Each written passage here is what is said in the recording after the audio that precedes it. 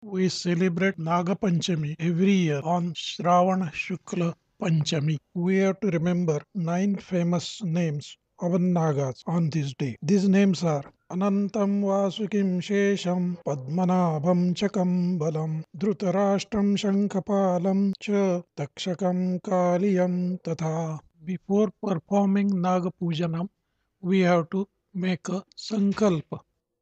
Sankalpa.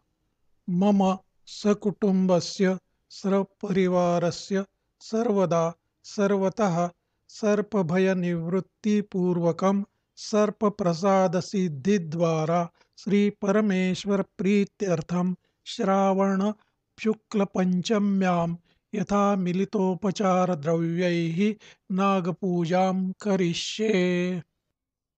ध्यानमन्त्र ॐ आयङ्गौः पृश्निन्कमीदसदन्मातरं पुरः पीतरं च यप्रयन्तस्त्वः नमो अस्तु सर्पेभ्यो ये के च पृथिवीमनुः ये अन्तरिक्षे ये दिवि तेभ्यः सर्पेभ्यो नमः ये दो रोचने दिवो ये वा सूर्यस्य रश्मिषु येषामप्सु शदुदः कृतं तेभ्यः सर्पेभ्यो नमः या ईशवो यातु दानानां ये वा वनस्पतिं रनुः ये वा वटेषु शेरते तेभ्यः सर्पेभ्यो नमः।